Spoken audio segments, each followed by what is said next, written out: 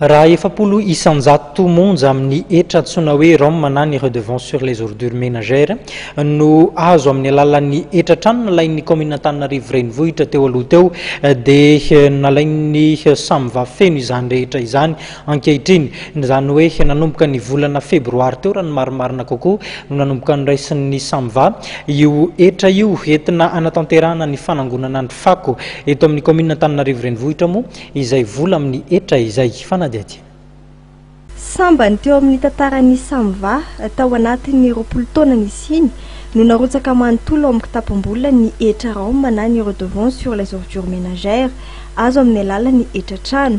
Raha efapolo isanjato monja ny Rome no narotsaka ny commune Antananarivo renivohitra tamin'ny taona 2014 sy ny tany aloha dia noraisin'ny samyva feno izany etra izany nanomboka ny volana febroary teo.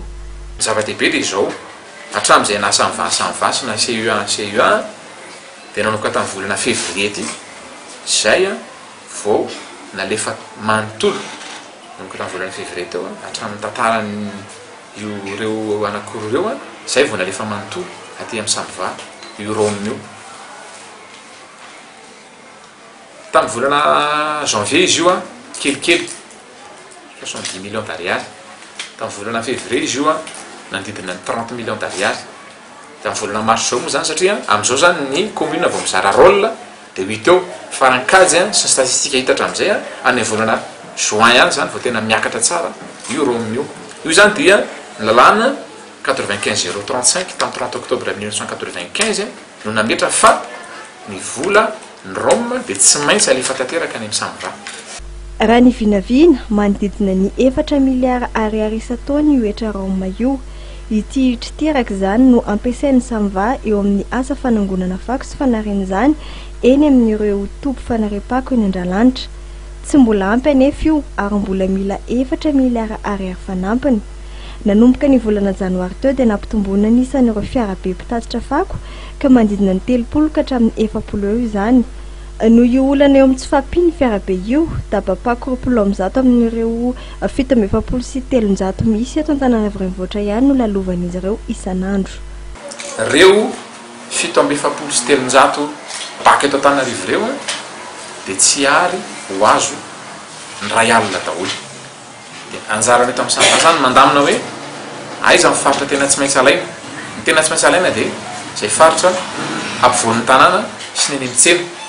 Dia mandamina izay hoe efa misy mpiara-miasa amin'ny eto amin'ny samyva mivezivezy araka Antananarivo mijery hoe manome signalement hoe ary mitobaka kokoa dia ary ny faritra betsaka kokoa dia izao.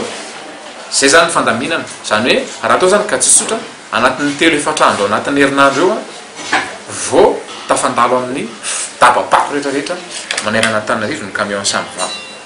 Ankoatra ny etra Rome dia mampiditra vola amin'ny samyva ihany koa ny etra azo avy amin'ny faktura ny JIRAMAS avy amin'ny ministera ny rano izay entina hitantanana ny fikorinana rano maloto eto andrenivohitra. Nambaran'ny tale jeneralin'ny samyva fa tonga eo amin'ny fotoana tena metrahana azy eo amin'ny toerany marafitra mahaleo tena azy ny samyva amin'izao fotoana izao ary fotoana ihany koa izao izy ny fanatsarana ny fotodrafitrasa sy ny fampitaovana satria hoy izy dia tao anatin'ny 20 taona nisian'ny samyva tsy nisy ny fampiasam-bola teo amin'izay fanatsarana fotodrafitrasa sy ny fampitaovana izay. Ireo moa ny fantatra nandritra ny valandresaka ho an'ny mpampalala vaovao izay notanterahana omaly teny Ampasapito.